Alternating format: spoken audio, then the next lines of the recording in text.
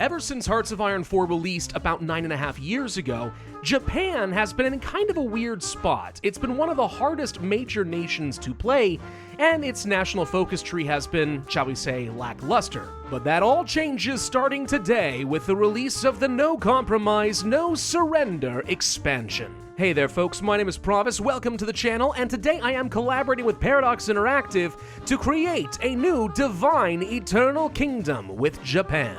And by the way, if you've never played Hearts of Iron 4 before, now is the perfect time to start, because from November 20th to the 24th, the base game will be free to play, so you should check that out. Now, Japan is not the only nation that has seen a huge rework. Communist and nationalist China have also seen some big updates, along with the Philippines, and we have a handful of other fun features to explore, but this is going to be the primary focus of today's video. One of the most important things you should note right off the bat is that the Japanese Empire is no longer going to start the game as fascist. Technically, we are non-aligned. It's not going to stay that way for very long, but the idea was to try to reflect some of the political tensions that were going on in Japan in the 1930s and the rise of ultranationalism. We'll come back to that in a minute though. Let's go ahead and start with a few basic things. I need to organize all of my forces. Starting with a few things, I'm going to take all of my tanks and my motorized, make them their own force. My Marines can be their own force.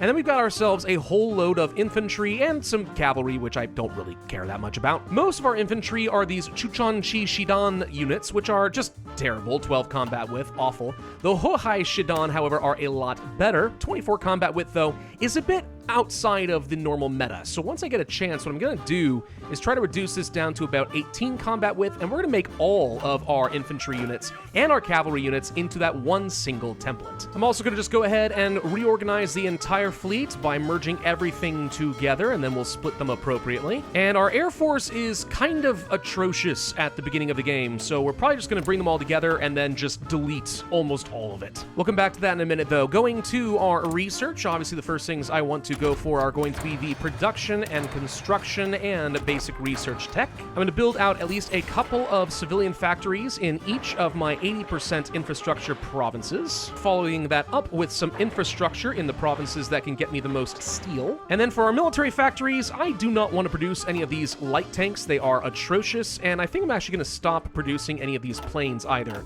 Our interwar fighters and close air support are just truly awful. Instead, we'll toss a lot of that into infantry equipment, some extra trucks, some support equipment, and then believe it or not, I am going to invest at least a bit in some tanks. Now, these are truly awful interwar medium tanks as well. They start with only a close support gun, a two-man turret, and stuff like that. Oh yeah, they're awful. They're really awful. I will improve that template later on, but believe it or not, in this latest patch with Japan, tanks against China are surprisingly viable. In fact, arguably they're even better than a lot of close air support, only because our starting fighters are just so bad. I'll show you ways to fix that later, but for now, let's go back down to our Navy. I don't think I'm going to build this Kongo class over here or the Soryu class carrier, a couple of converted carriers, the Mogami basic cruiser. We can finish out these, I suppose, though they're okay. And then for everything else, since we already have some progress on the ships, I'll go ahead and finish these out, but I'm not going to make them infinitely. And the submarines, just get rid of them. They're awful. We'll modernize later. Going to our national focus tree. So one of the biggest, coolest updates to Japan is we get a really massive tree to work with. Granted, about 2/3 of this entire area is about to disappear from some events, but you'll see what I mean in a minute. For now, we have limited options. We can either start with the Ministry of Commerce and Industry to get some civilian factories and some extra consumer goods factor, or we can go down the Imperial Defense Plan, which is going to lead to our army, aircraft, and naval trees, but I think I'm going to start off with the basic economy. You see, the Japanese have a handful of different national spirits. We've got militarism, we've got the imperial influence, which is complicated. I'll explain that in a little bit. State Shintoism, the Imperial Army, which is currently kind of suffering and terrible with tanks, the Imperial Navy, and also early industrialization efforts. Right now, this is basically the after effects from the Meiji Restoration and the Japanese Industrial Revolution, and it's kind of hurting our economy in a very, very big way. I want to reduce this as much as we can. That'll be mostly done through various focuses, but we'll have some other options at our disposal in just a little bit. One other thing I'll do is go ahead and train up at least a couple more Marines, and we're going to start setting up an intelligence agency immediately because we know we are going to be going to war against China. That is, in fact, not optional for us. So I want to have as many collaborations against them as possible as early as we can. And I think we are ready to unpause. That wasn't so bad. Now, one of the first things we're going to have to deal with is the rumors of a military coup by the Kdoha faction, which is basically radical traditionalists that actually caused a lot of issues for Japan and their civilian government and created a lot of tensions. They also tended to assassinate civilian leaders who did not support their faction. So they're a little bit of a problem for us, and very soon they are going to attempt their coup. We're going to lose a little bit of base stability. One thing we can do very early on before this fires in 53 days is try to increase security around a couple of different characters. We probably only have time to do one. The question is, which one do you want? It really comes down to, do you want a civilian advisor who is really good for your consumer goods? Or do you want somebody who is going to give you a ton of artillery attack and defense? And that just depends on your playstyle. For me, I am going to be saving Takahashi as soon as I have 40 political power. Once the spy agency is done, by the way, we do want to go ahead and start investing more in them so I can get up to a second spy. That way we can start working on our collaboration governments. So 5 upgrades are needed in total. And then over here, with this done, let's go ahead and move toward continuing Takahashi's policies, which gets us even more civilian factories and reduces consumer goods. It does slow down my military factories as well, though, which kinda sucks, but I think it's worth it for the extra civilian factories to make up for things. And now that the coup has begun, we have a choice. We can use the military to crack down and destroy the Kdoha faction, we could support them, or we could rein in the military entirely and try to go down a more civilian route. Depending on what we choose here, that's going to determine which of these main focus trees on the left we're going to be able to follow. So the historical policy would be to crack down on them and end the farce. That's going to lead to this big tree over here. Alternatively, this is going to be the Kdoha branch over here, and this direction would lead toward a democratic or a communist option. We're just going to go ahead and purge the Kdoha faction entirely. Got our first spy. I'm going to go ahead and pick up this character, Yoshiko Kawashima, who has a Chinese nationality, which is going to be helpful. So let's go ahead and start spying in the new and improved China, who, as I said, did get a pretty major focus rework of their own. They are totally worth playing, although still quite painful. Personally, I feel like I've already done my time with a communist China run. I don't ever want to do that again, even if it is better. And over here, with these policies introduced, we're now going to move toward one of many different major corporations that are in charge in Japan. These are the Zaibatsu. I'll start by approaching the Yasuda, because these guys are going to reduce consumer goods by the absolute most, and I think that is useful. Now notice something over here. The army faction insists in support for trucks. They demand we produce trucks. Well, that's interesting. That's going to happen occasionally based on a new mechanic introduced just for Japan. Remember we had that whole balance of power mechanic introduced with Italy? Well, we have something kind of similar here, but it's actually a 4-way balance of power trying to win the favor of the emperor. We have the army and the navy, who historically were very much at each other's throats in Japan, caused quite a lot of chaos. We also have the Zaibatsu, who we were talking about before, and we have the civilian civic faction. Each of them can gain or lose influence within the empire, ranging from subdued, meddling, influential, and dominant. And the more powerful they are in their influence, the more bonuses they can grant you. Although beware that the army and the navy have such an issue where if one is stronger than the other, well, they tend to give you some malices instead. The more influential they are, though, the more likely you are going to get some events like this. In this case, I have to produce a certain number of trucks, and if we do this, okay, cool, we get some extra army experience and supply consumption for 90 days. I mean, it's kind of nice. If we fail in this, though, the army is going to lose some of their influence. That's going to be a delicate situation. I do want to draw your attention to one other really important event that's going to be firing off in 712 days. The Kwantung Army is growing impatient. That is effectively the army that is stationed over here in the Chinese region. Historically, they didn't really follow the orders of the civilian government very well, and they kind of started the war with China kind of against their will.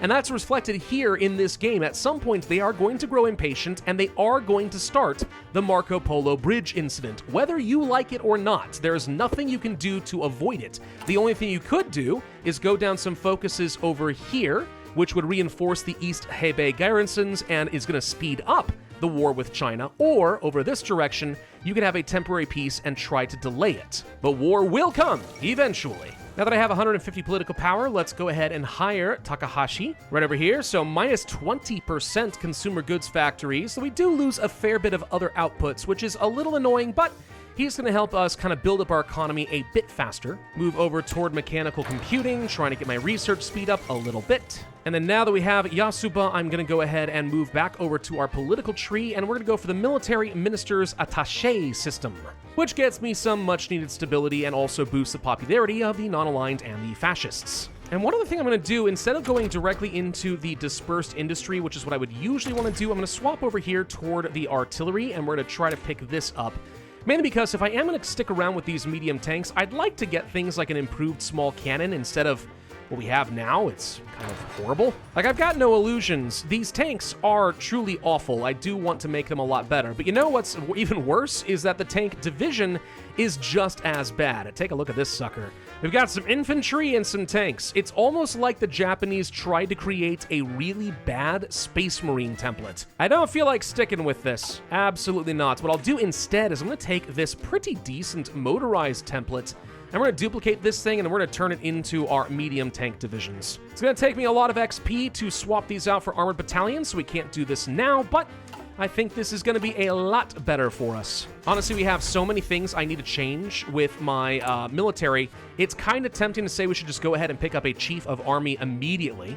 Now, we do have Prince Kotohito, who could give us some extra army experience, 0.2 per day, and some division attack, which is not bad. Although there's also the option over here for Tojo, which would give me even more army experience per day and reduce the non-combat out-of-supply penalty, which I kind of think is going to matter given the fact that in China, supply is a major issue, and also the extra XP just means I'm gaining it 50% faster. So I think I'm going to save up the 100 political power, and we're going to go ahead and grab this guy. So with a bit of army experience coming in, then we should be able to start changing up templates before the war begins. Another thing to note real quick, the war with Spain just began over here. Something I would normally do as Japan is send some volunteers, especially some air wings, and try to farm out some XP that way.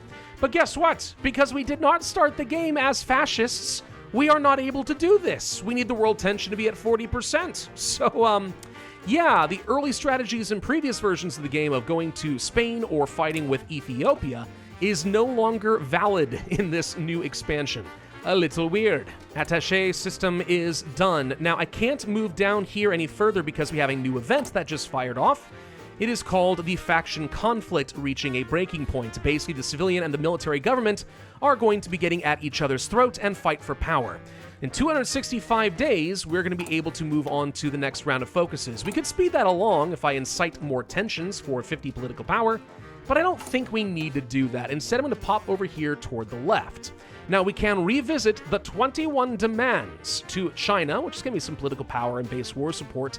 But mostly why I'm doing this is I want to establish a Mongol military government in Menjiang. Right now, we don't have them as a puppet. You normally would in previous versions of the game, but that is not the case anymore. And these guys can join the Chinese faction eventually. I've learned that the hard way from practice games. So we'll just go ahead and grab them while they are generally still friendly and fascistic. Otherwise, we are going to have a much larger front line to deal with than I would have liked. Let's go ahead and establish that Mongol military government. There should be a very good chance they just accept and become my vassal outright, which they did. Good. And at this point, one thing you could do is now launch a special campaign against the Shaanxi over here, and it basically becomes a short little skirmish to try and take all of these states in this area. You don't even have to really win the war and make them capitulate. You just have to, like, take the territory, hold them for, like, a couple of months, and they'll just go ahead and fall. But I don't really see any reason to do that, because all I'm doing at that point is increasing the front line that I would have to defend. And I don't really have any advantage in doing that right now. Instead, let's go ahead and swap back over here toward the Imperial Defense Plan, and we can start rushing out a few early military focuses for some much-needed military factories. I'm going to hire Yasuda as my industrial concern. This reduces my consumer goods by another 20%. Yes, it costs me political power, and that sucks, but it's pretty good in the sense that now we only have 16% for our consumer goods. I think that's halfway decent. it saves me a lot of factories so I can ramp up faster. Imperial defense plan is done. Let's go ahead and expand the Kawagoe army arsenal for a couple more factories. Managed to reduce the infantry here down to only 18 combat width, which I think is reasonably meta at this point. So let's swap all of my infantry to this template.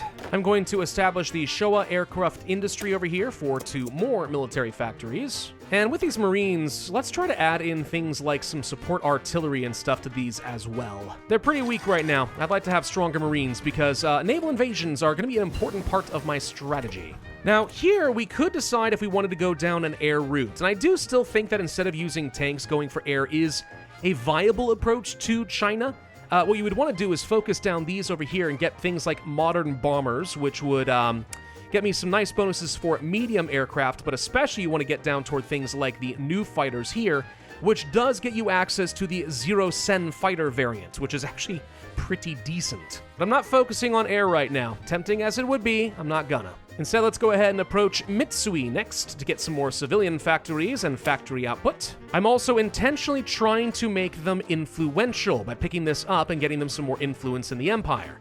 Because once I get a few more factories up and running, we'll be able to fund the Riken Institute, and that will give me not only an extra research slot, but if the Zaibatsu faction is influential, it will also get me a nuclear research facility, which I think is kind of cool. The timing of this is going to be a little bit awkward, though, because by the time this finishes and we get the Riken Institute, this faction conflict will have already popped and will have been sitting around for like a month.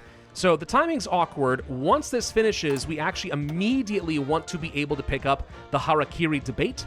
So I'll finish this out, and I just need to do another focus that only takes 35 days. Just something like that. Maybe reforming the army for some extra army experience or something. I don't know. We've got our second spy, so now we can start our collaboration government, and we will commence when ready. We can make that a little bit better by also picking up the elusive gentleman as one of our advisors over here. That gets me an extra operative.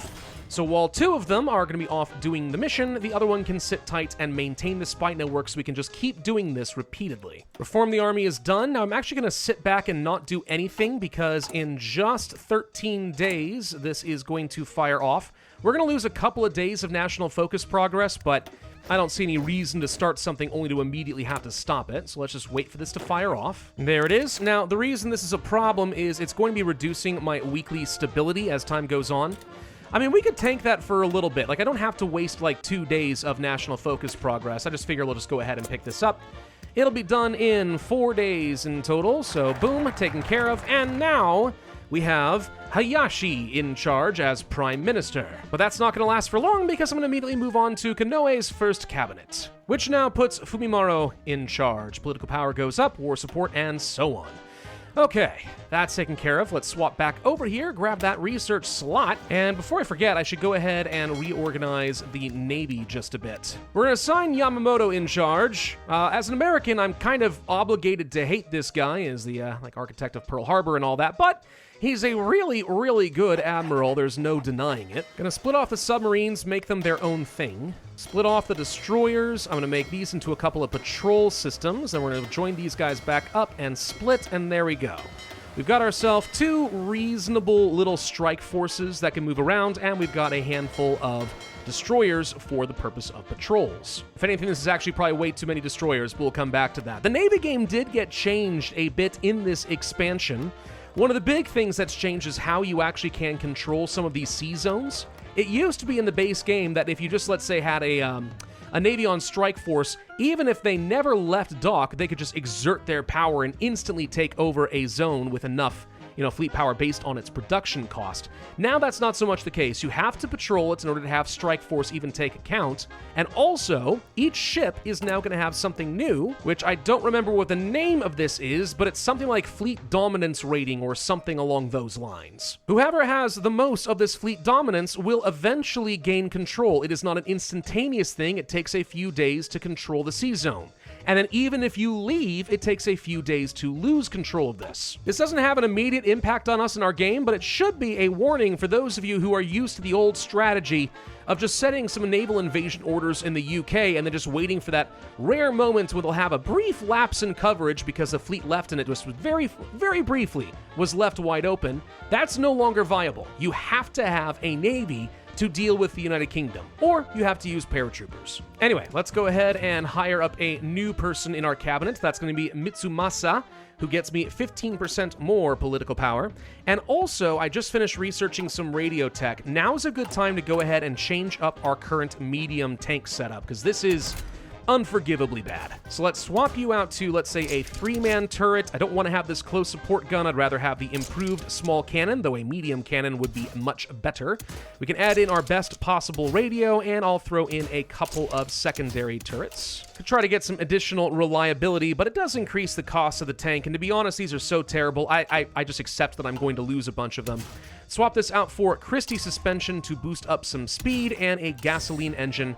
Now at least we're at 6 kilometers per hour. That is still not very good, but it's better than the 4 we had before.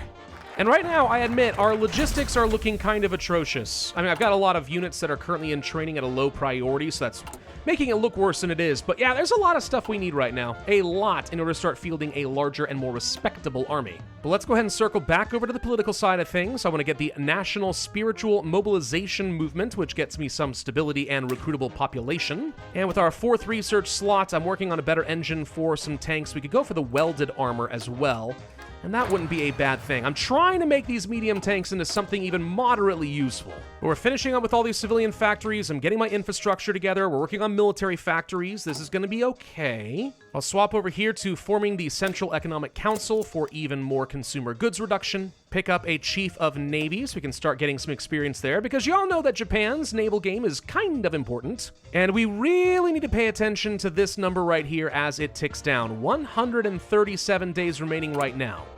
Before that fires, I do want to reinforce the East Hebei garrisons. Now, the reason I haven't picked this up yet is because by removing 420 days from this impatience, we'd already be at war with China, and I'm not ready for that quite yet. But I do want to get this anyway because it's going to add a supply hub in the East Hebei state over here, which is going to make it a lot easier to sustain a fairly large army and hold the Chinese back while I fight elsewhere. If you're clever, you can time it out just about right. So I can finish one more 35-day focus, and I'm very tempted to rethink the armored doctrine, because this would be very useful, but it's 70 days, darn. Now, the Northern Front would also get me some additional supply hubs, but that's like way up here if I were fighting against the Soviets. I'm not worried about that. Instead, let's go ahead and form our faction, because up to this point, we have not been in charge of the East Asian co-prosperity sphere, and we still technically don't. We are instead ruling a faction called the New Order in East Asia. We'll be able to upgrade this properly to the familiar faction later on. But what was this, you might ask? Wait, where did this come from? It's a whole new menu. Yes, factions got reworked in this expansion. They're actually a little bit like the, let's say the federations from Stellaris in some ways. Every time you're gonna have a faction, you have a primary leader, a bunch of different members, and they're able to contribute to the influence of that faction vying for leadership, each of them contributing to different goals and special abilities or initiatives within the faction. In this case, we start off with a couple of different things. We have a medium-term goal to control all of the Chinese capitals, and in the long term, we want to align China into our faction. But we do get to choose, as a faction leader, what our short-term goal is going to be. And there's quite a few things we could choose from here. We could say we want to have naval dominance and control the coast. If we do this, we get an initiative point we'll be able to spend to improve our faction, and we also, everybody would get a bit of Navy experience. Or we could expand the faction and say we want to have at least 5 members. Appoint a spy master, have military R&D facilities, fortifications, preemptive strikes. In my case, I don't mind going for something like instituting a joint command structure. We would have to have a total of at least 96 divisions across the faction, which I'm currently working on anyway. And other things that could change are things like, let's say, the faction rules. When can our leader change? Who joins the faction? How do we act in a peace conference? And so on. There'll also be that faction research, the faction military operations, faction intelligence, and so on. Anyway, it is time to go ahead and reinforce the East Hebei garrison, which is going to start the war once we finish it, whether I like it or not. And let's think about our overall battle plan, because fighting China is definitely going to be the hardest part here of our campaign. First thing I'm going to do is make sure we have some defenses set up along this northern border, and we're just going to park here. I'm not going to do anything, because I just want them to throw themselves at me. I don't want to expand. Instead, we're going to use a couple of little naval invasions down over here, getting close to Jinan, taking some of these little naval bases, and ideally using some of these tanks to try and push through up over here and encircle a bunch of Chinese units, at which point I then am going to follow the railroads down to some supply hubs, do a couple of little naval invasions over here, take more supply hubs, and then rinse and repeat along the coast. Ideally, at some point, if I have all three collaborative governments, I should be able to push all the way over here to Changbi, and we're not going to need to go any further for China to capitulate, I hope. Now, I am going to do something a little bit heretical here as Japan. We start off with Grand Battle Plan as our doctrine. I think I might actually try swapping it to mobile warfare. That's a really weird play, I know, but I'm thinking it might actually work, because we can definitely make good use of tanks over here. I just need to, actually produce enough of them to start training them up. And I guess now is a good time to go ahead and point out that naval invasions have changed as well. It used to be that the fastest way to do naval invasions was to just kind of send one unit at a time, all in a bunch of different separate naval invasions, and the only thing that mattered was how many units you were sending at once. You guys probably remember how that worked over here with the transport ships. Now, it's a little bit different. Now you can only have a certain number of naval invasions, period, and a number of units assigned to it. So there's really no advantage as far as I can see doing a bunch of small invasions. You might as well just go ahead and stack up whatever units you can, and there's a minimum wait time no matter what, so it's never as fast as it used to be. And here comes that Marco Polo Bridge incident. Okay, so the war is about to begin. Now, because the Kwantung Army has launched its offensive without really any authorization from the civilian government, we're unprepared. This is going to give us a nasty malice, and it also means we are going to be calling in all of our vassals right off the bat. So no options for anything sneaky like leaving your vassals out of the war to have a narrower, front line. That's not going to be a thing. Everyone is joining in this right off the bat here. Now, in previous versions of the game, there was an escalation mechanic for the Marco Polo Bridge incident. Looks like that is not the case anymore. It's just a malice for 270 days or whatever, and then it automatically is going to go away. Let's go ahead and move over toward the Research Association for another research slot. That'll be useful. Here goes nothing, and I really, really, really need this to work. If I do not manage to grab this first naval invasion, we're probably just done for. So we immediately land a few units over here. I can support this attack, and I also want to try to grab one of these ports ASAP. We need some supply. They're trying to pin me down, which I find a little annoying, but okay. Just go ahead and grab this, please and thank you. Go, go, go. And there we go. Okay, with supply, this is going to get a lot easier. Let's go ahead and flood the border with some more units. And let's think about how we're going to approach this from here. So one thing I'm going to be doing very frequently is hitting F4 to take a look at supply. I need to be following supply hubs as much as possible. The lesson you're going to learn here in China is whoever has the supply is probably going to win. If I can take the supply hub and they're out of supply, then odds are I can do whatever I want to them. Vice versa, though, if I'm pushing out, let's say, out over here and I have not grabbed the supply hub yet, we could easily get stalled. So fighting over these is kind of the entire point of the war. Gonna try to attack pretty hard here while I can. Now, these units aren't exactly great, but they still have enough soft attack to overcome their defense. So they're going to be taking critical damage. And for a lot of this video, I'm going to be doing a whole bunch of micromanagement at this point, which feels kind of bad. Although one thing I will do with my army experience is going to change up things. We're going to move to the mobile warfare here for the extra speed, which cost me a lot of my army experience, but it's okay. Now, you might be looking at this and saying, wait a minute, this is not the Doctrine screen I'm used to. You're right. All of the Doctrines have been reworked in this game, except for Special Forces. The way it works now is you're going to have your overall doctrine, and then there's going to be these different little sub-doctrines representing the infantry, artillery and combat support, armor, and operations capabilities. All you gotta do is store up a whole bunch of army experience, and you can unlock one of these different features, but you can only have one for each category. So let's say you wanted to get something like mobile infantry. You could do this, and then what's gonna happen is you're gonna see there's a bunch of different other bonuses within the new tree that you have selected. To unlock some of these bonuses, like a bunch of extra breakthrough, organization, speed, and so on, you're going to need something called Mastery. And Mastery is something you gain simply by using the type of units that are affected by this. So if I have a whole bunch of infantry in my army, I should be able to gain a pretty quick amount of Mastery, and I'll start unlocking these different bonuses. Some of them are really, really good. For example, it'd be kind of nice to have the Armored Spearhead sub-doctrine over here, which would get me not only a new tactic for breakthrough, but also, eventually, if we keep using our armor, we get recovery rates and organization, some breakthrough, more recovery and organization, but that's only for light tanks, so this isn't very useful. Breakthrough 10% over there, and a whole bunch more, 20% more breakthrough and 3 organization here.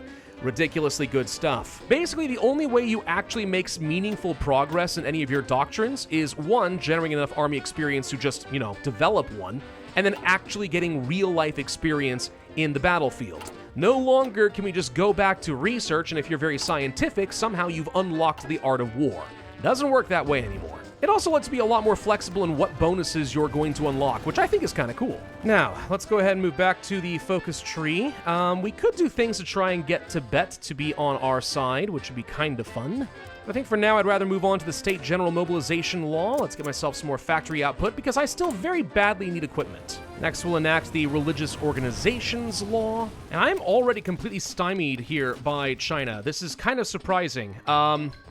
They threw everything they have down over here. Look how many divisions there are. That's interesting.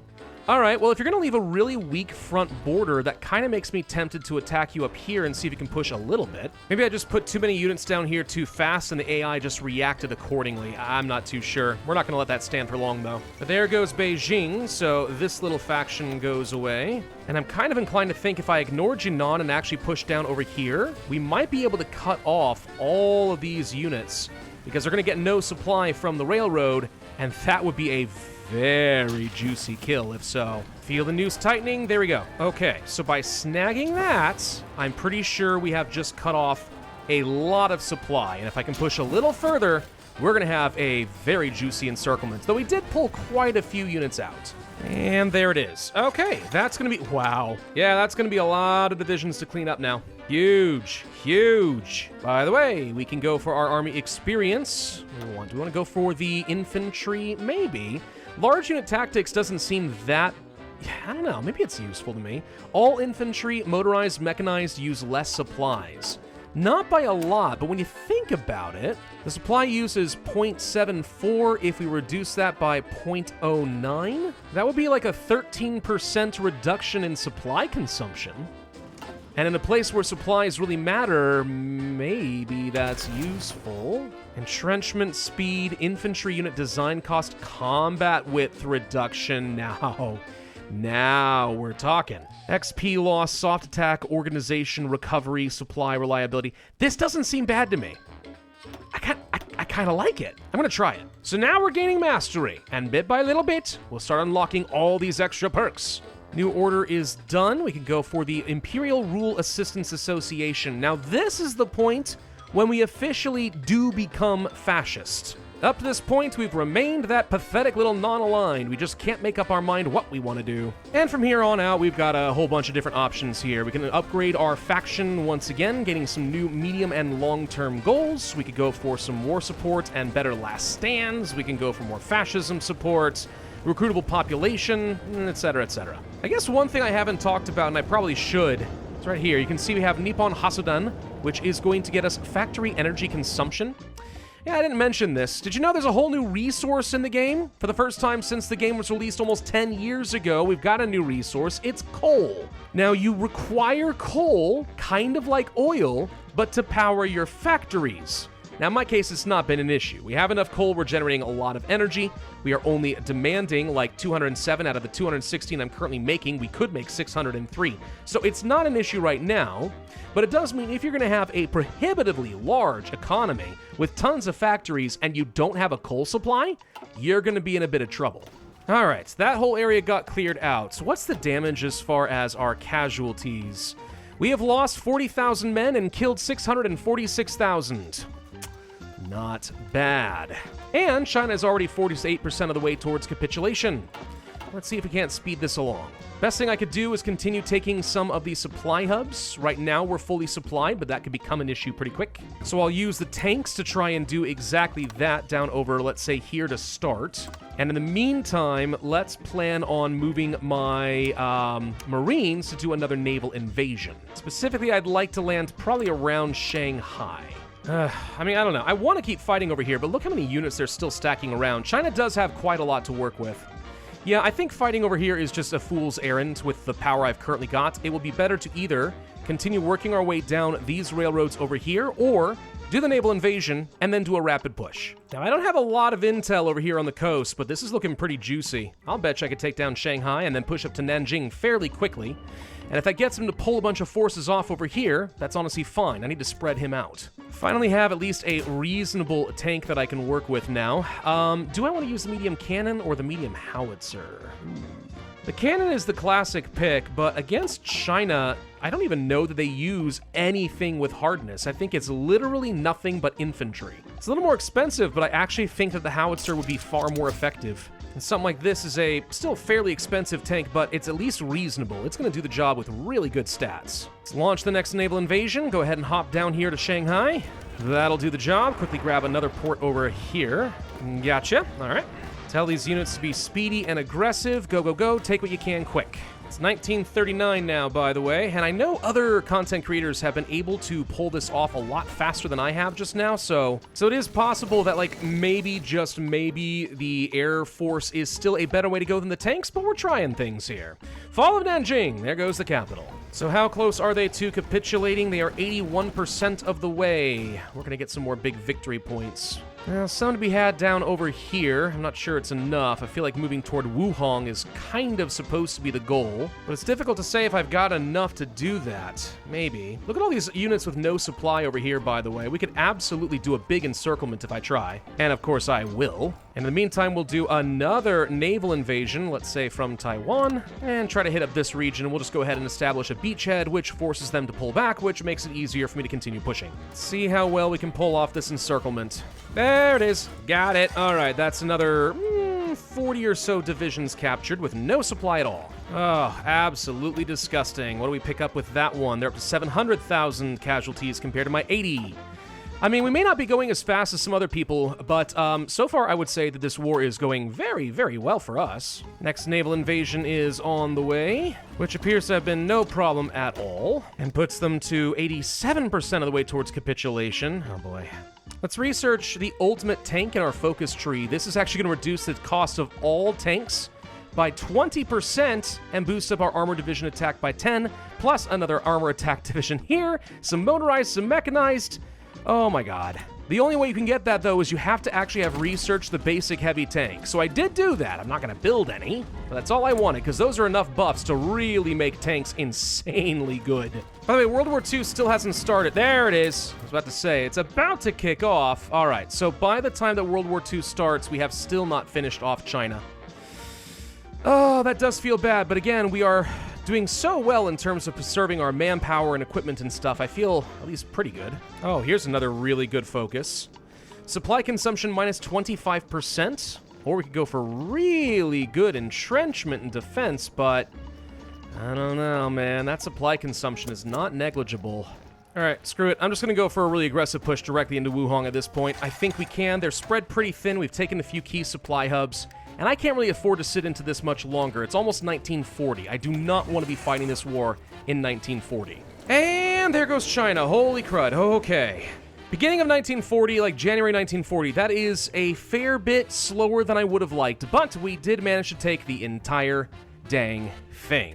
Now, we could just go ahead and puppet all this stuff if I wanted to, but at the same time, I kind of like painting my name across the map, and we have 100% collaboration, so why not? And then while we're at it, what few ships you have, I'll take those too. Okay. All right, okay. So that means we've now completed a lot of our other faction goals. We control the Chinese capitals, and we have aligned China. Now, there are some things we can do from here. If I wanted to, for example, get to war against the Allies, wouldn't be a bad way to get some territory down in Southeast Asia and try to make a quick push against the British Raj, take all of this territory for myself.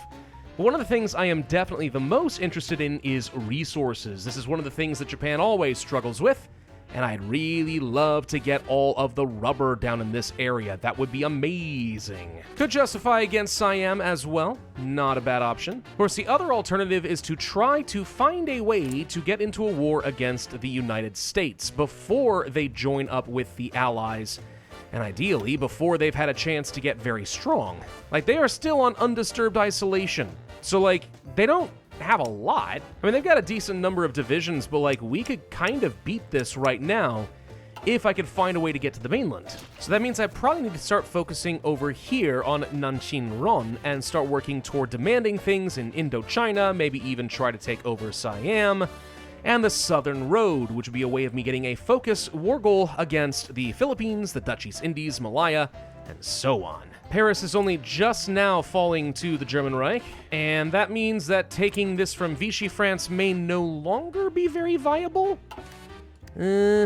Probably not. We'll see if they give it to me if I ask for it. Oh, by the way, I am actually out of coal for once. Wow, what do you know? One thing that might be very helpful if we do want to fight the United States, we could use a naval project here for the underway replenishment. Yeah, multi-product supply ships greatly increasing the range of our fleets. That might be useful to try and prevent us from having to do all the little island hops against the US, which is always so very annoying. Most of the time, I'd rather just go up to Alaska. Now, what are the odds that Vichy France will just surrender Indochina to me if I demand it from them? Huh, the French actually did surrender to us. Of course they did, why not? Okay.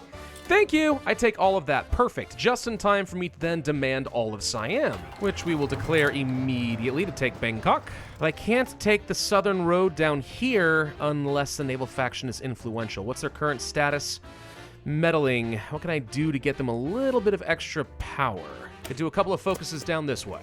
And there's Siam. Nice and easy, taking all of that. So we could, honestly, we could just go for the old-fashioned, method of starting a war. Just do a justify and take what I want. Kind of take the Dutch East Indies if that were the case. Like, I really, really need this. Yeah, it'll be about as fast to just do that, to be honest. I think we're just going to go ahead and justify the old-fashioned way. I'll do a quick coup of the Tibetans. Now they are the Tibetan Empire and one of my vassals.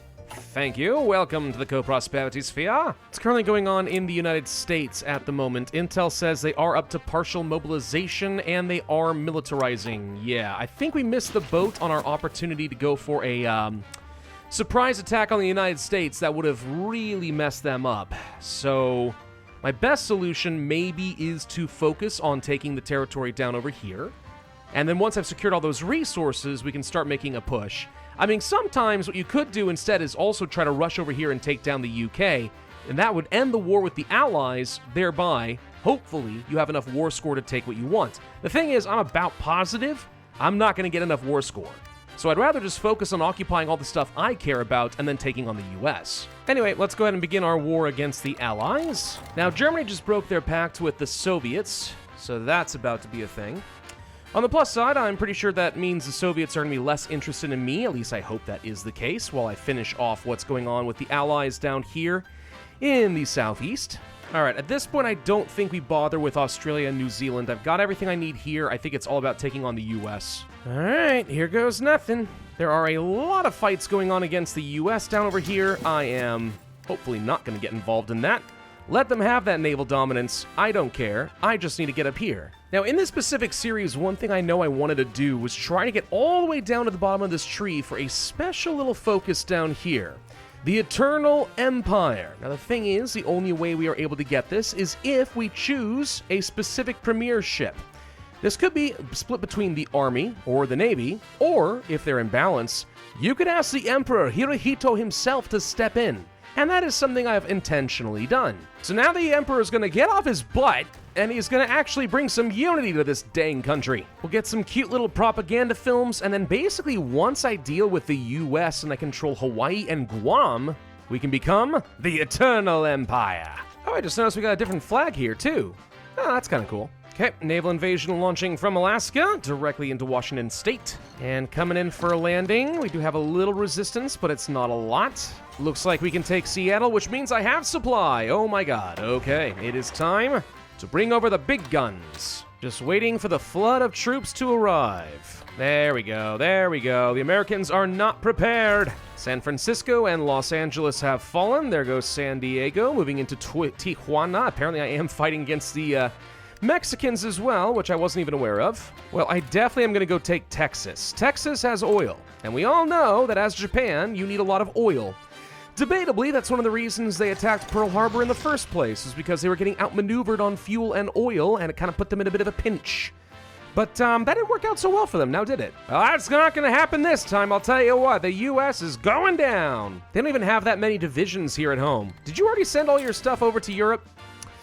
Big mistake, boy, big mistake. Gonna make a quick pivot down here toward Mexico. They're out, there we go. And then if I can push through Texas up toward the Rust Belt and New England, I don't even think I need to take all of these before the US is gonna fall. And oh sure, they're trying to reinforce this line, but like, it ain't enough, dude. It ain't enough. Come on, USA, you know you wanna die, just do it. And there they go.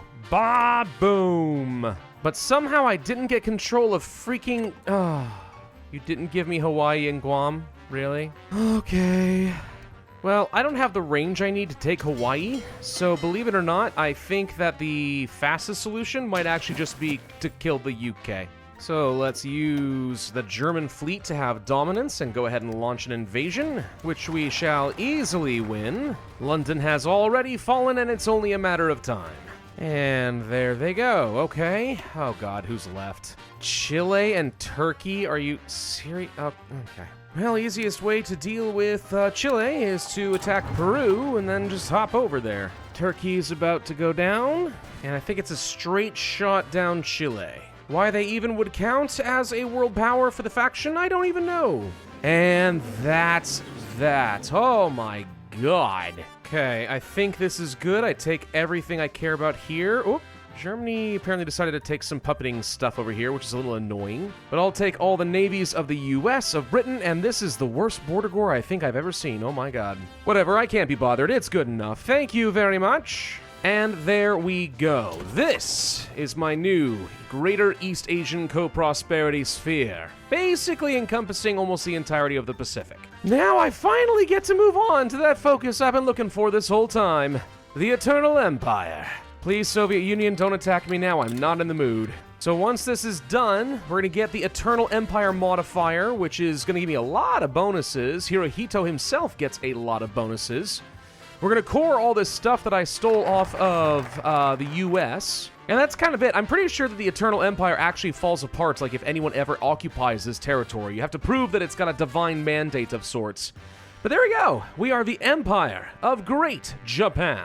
Was that a flawless run? Absolutely not. Was it as fast as I wanted it to be? Also no. But did we manage to make tanks work in China? We sure as heck did. And overall, you have to admit that the national focus tree for Japan is now so much better than it was before. I'm not too sure how much I'm going to be messing around with the faction system. A lot of this seems a little bit gimmicky for me, but depending on what some of the mid and long-term goals are and what their rewards are, I could see this being pretty darn good, especially as a way to kind of guide your faction into doing what you want them to do. Probably great in multiplayer, actually. The new Doctrine system is pretty cool and fun to mess with. I get to pick and choose what bonuses I want, instead of always going down the same superior firepower tree. And even the Navy feels somewhat intuitive now as far as how these zones are controlled. I'm going to miss the gimmicks around some of the naval invasions to make them a lot faster, because if there's anything I hate in this game, it is island hopping, but I have to admit, it never made sense that that was a thing anyway, so it's at least a respectable change. In the meantime, though, it is 2 a.m. I am tired, but that was very, very fun. Thank you again to Paradox for sponsoring this video and getting me the early access to this DLC. Looking forward to a USA update next. I feel like they're the next great power that really deserves some love, don't you think? If you guys want to learn more about the new No Compromise, No Surrender expansion, you can find a link in the description down below. Otherwise, I would ask you hit that like button, leave a comment, subscribe, hit that notify bell, and I will see you guys next time.